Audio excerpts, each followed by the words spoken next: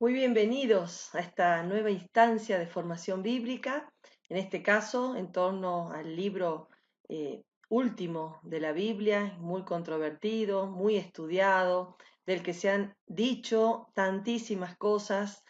Ojalá este curso, esta aproximación al Apocalipsis nos ayude a descubrirlo como un libro de esperanza, como todos los libros de la Biblia, son llamados a la esperanza, llamados a la confianza, pero sobre todo este.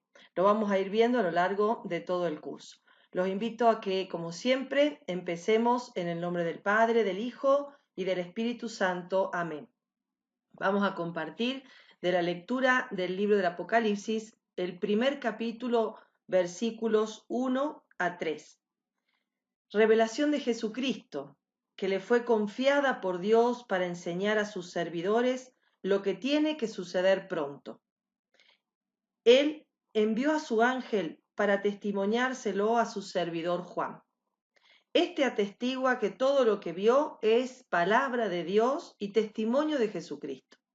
Feliz el que lea, y felices los que escuchan las palabras de esta profecía y tengan en cuenta lo que está escrito en ella, porque el tiempo está cerca. Palabra de Dios. Bueno, empecemos entonces con esta promesa. Feliz el que lea y felices los que escuchen la palabra que está escrita en este libro. Así que estamos abiertos a esta promesa de Jesús, que nos promete, que nos vislumbra felicidad, nos vislumbra dicha. Ojalá en este tiempo podamos experimentar un poco de esta claridad que nos trae Juan para decirnos qué hacer, porque el tiempo está cerca. Le pidamos al Espíritu Santo que Él nos ayude, nos enseñe, nos abra la mente y el corazón para disfrutar de este curso sobre el Apocalipsis. Vamos entonces a comenzar. Lo primero que les quiero presentar es el programa.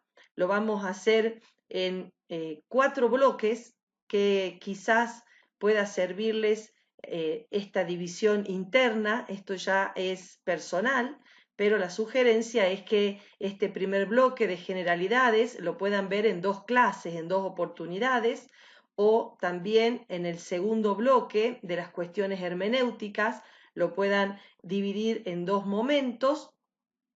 El tercer bloque, que es el central, ¿no? El tema de los contenidos del Apocalipsis, que lo puedan ver en 3 clases o 3 encuentros o 3 oportunidades, y después vamos a hacer como un cierre en síntesis de los principales aportes teológicos del libro, que podría ser entonces una última clase. Si bien vamos a tener 4 módulos, la sugerencia es ir dividiéndolo internamente así como les acabo de presentar. Bueno, vamos a empezar entonces con este libro, uno de los más controvertidos, como les decía, del Nuevo Testamento, más leído desde sus orígenes, sobre todo en las iglesias medievales antiguas, y cómo quedó también reflejado en el arte. Si ustedes se aproximan, ¿no?, al arte bizantino, al arte románico, van a encontrar muchas escenas del Apocalipsis también plasmadas allí. Así que, bueno, un libro muy interesante, muy sugerente, pero siempre desafiando a la esperanza. Y esto es lo que quisiera que desde el primer momento quede claro, que no es un libro para causar pánico ni terror, sino todo lo contrario, para invitarnos a la esperanza, para invitarnos a la alabanza. Hay 15 cánticos, himnos en el libro, en todo el libro del Apocalipsis, que nos dan una clave de lectura. Ya lo vamos a ir compartiendo. Bueno, empecemos entonces con alguna bibliografía básica, les voy a presentar, pero en el apunte que va a ir adjunto con el video, van a tener no solamente el programa en uno de los documentos, sino también la bibliografía completa. Así que solamente acá les presento los 4 libros principales en los que me he basado para elaborar el apunte y estos videos. El más importante, el más, digamos así, central, es el de Ugo Vanni, un exégeta impresionante, muy reconocido a nivel mundial, uno de los mejores estudiosos del Apocalipsis, un clásico que ha hecho su doctorado sobre el Apocalipsis y ya ha fallecido, pero nos ha dejado un legado de varios libros, como 5 o 6 libros escribió Hugo sobre este libro. Especialmente en este caso vamos a ver que se llama Exégesis Bíblica y Teológica, implicaciones pastorales y aspectos socioculturales por los senderos del Apocalipsis. Bueno, esto solamente se los digo a modo de referencia. En el apunte que adjunto van a tener de cada ítem o de cada subtema la bibliografía consultada. Comencemos entonces con lo más importante o lo primero, que es acerca de la canonicidad del libro del Apocalipsis. Ustedes saben que hay 7 libros en el Nuevo Testamento que se llaman deuterocanónicos, no porque sean de segunda, sino porque estuvieron en un segundo momento incluidos en la lista de los libros del canon registrados por el magisterio de la Iglesia. Y entonces, ¿cuáles son estos 7 libros deuterocanónicos? Bueno, Hebreos, la carta a Santiago, Judas, segunda y tercera de Pedro, tercera de Juan y el Apocalipsis. ¿Qué quiere decir que sea deuterocanónico? Y bueno, que haya tenido algunas dificultades para entrar en un primer momento en el canon, y entonces encontró estas dificultades no solo en la Iglesia de Oriente, donde nació, sino también en la Iglesia de Occidente, porque en un primer momento no aparecía en muchos de los manuscritos, y además porque servía como corriente herética como corriente a las doctrinas herética, era la fuente. Y entonces no fue fácil que se incluyera en el canon católico, porque muchas otras doctrinas o corrientes lo elegían y estas otras eran deformadas, heréticas, parciales en su propuesta de la verdad. Bueno, tenemos ahí una serie de los padres que más o menos incluyeron o no el libro entre sus escritos, ¿no? Fíjense que, por ejemplo, en Roma, las sectas del montanismo, también los álogos, usaban el libro del Apocalipsis en Occidente, y en Oriente los llamados milenaristas. Así que bueno, este uso del libro hizo que fuera agitada la suerte del Apocalipsis en la Iglesia de Oriente y mucho más agitada en Occidente. Recién entró en el canon en el siglo VI después de Cristo. Así que fíjense cuánto tiempo tardó nuestro libro en ser reconocido. ¿Qué podemos decir respecto al autor? Bueno, el autor a sí mismo se denomina simplemente Juan.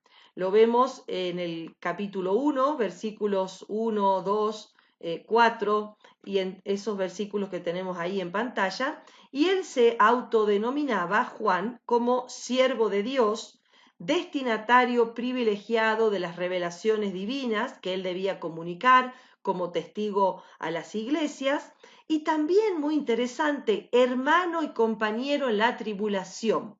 Esto quiere decir que Juan desde el principio se incluye entre estos hermanos que estaban siendo perseguidos, que estaban sufriendo en las iglesias de Oriente, y que esperaba pacientemente, como el resto de la comunidad, la llegada, el advenimiento del reino de Dios. Fíjense que nos da estas indicaciones precisas sobre quién es él, pero no tanto respecto a lo que nos hubiera gustado que nos dijera si era o no el discípulo amado, el hermano de Santiago, el hijo de Zebedeo, o si era uno de los presbíteros ancianos de la primera época. Exactamente nos es difícil identificarlo a este Juan. Y entonces, mientras en el siglo II y en el siglo III se atribuía casi sin mayores problemas al apóstol, en el siglo IV y V hasta hoy se va imponiendo la tendencia de distinguirlo del autor del cuarto evangelio. Y entonces, si bien sabemos que él se encontraba radicado en la isla de Patmos, no sabemos exactamente quién era este Juan. Fíjense que Eusebio de Cesarea decía, por ejemplo, refiriéndose al Apocalipsis, no puedo negar que Juan lo escribió, dice.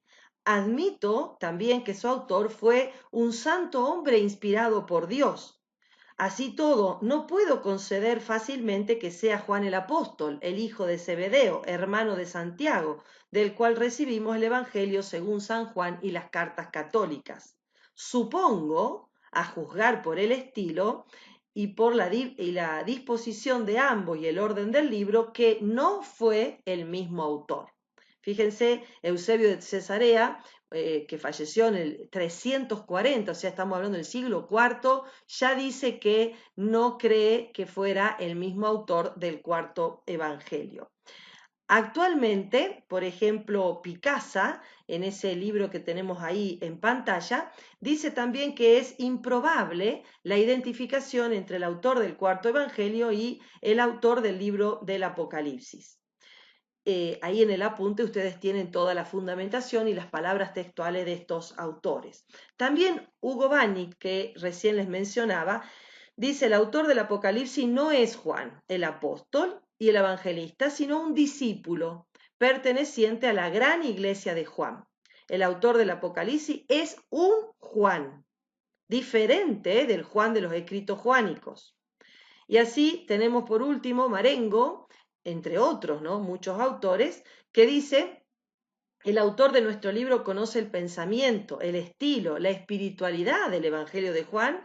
Tal vez debamos pensar que estamos ante un discípulo del evangelista o ante un grupo de discípulos. Probablemente debería decirse que varios fueron los redactores del Apocalipsis, separados en el tiempo y con puntos en común de la literatura juánica.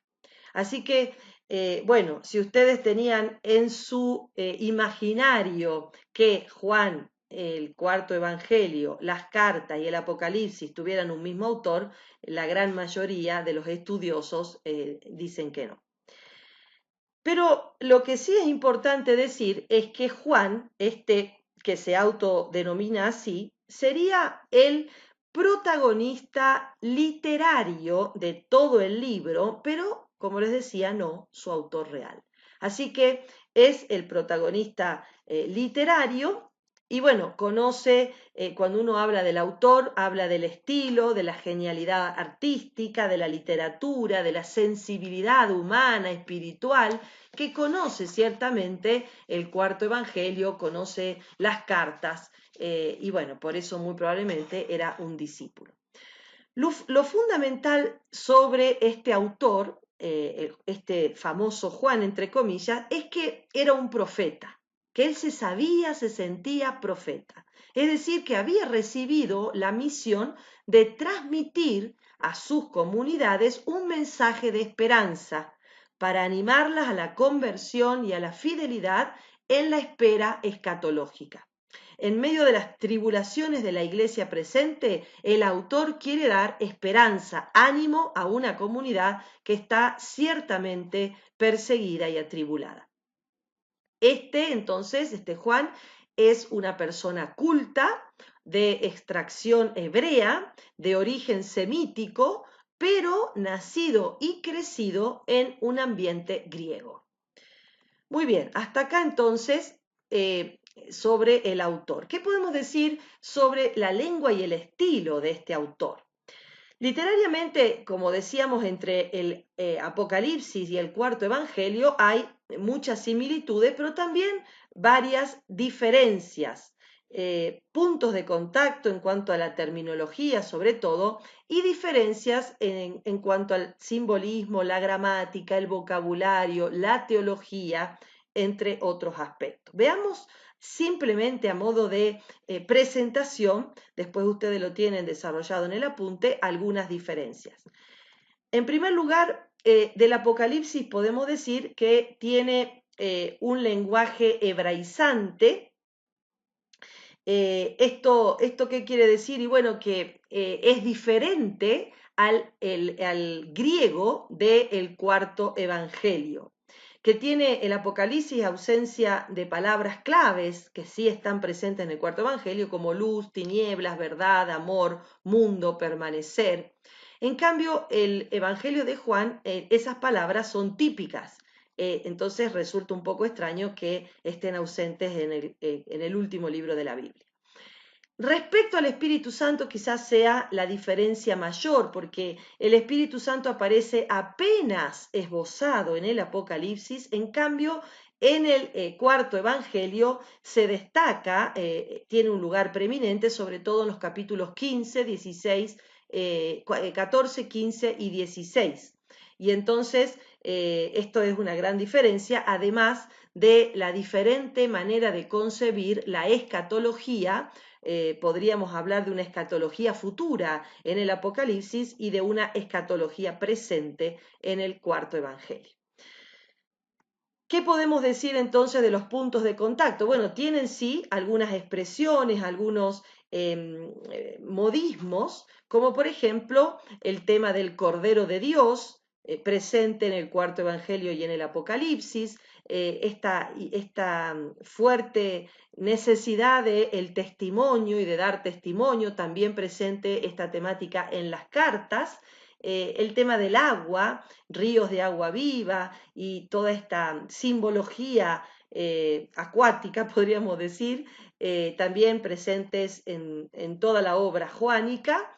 La iglesia como novia, esa es una figura muy interesante en el cuarto evangelio, pero sobre todo desarrollada en el Apocalipsis, y el logos, una palabra clásica, típica del primer capítulo del Evangelio de Juan y de algunos puntos del Apocalipsis.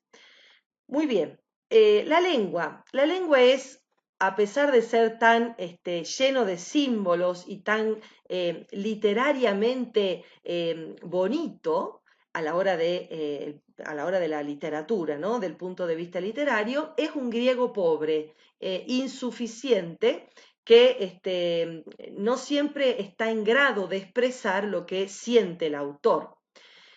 Y respecto al estilo, podríamos decir, es semítico, es repetitivo, se basa en algunos motivos que atraviesan el libro, por ejemplo, la expresión el que es, el que era y el que viene, para calificar de alguna manera a Dios Padre. El que tenga oídos que escuche lo que dice el Espíritu, en los capítulos 2 y 3 se repite 7 veces. Un signo grande fue visto en el cielo, el tema del signo y las visiones en el cielo, la repetición incansable de aleluya, alabada al Señor.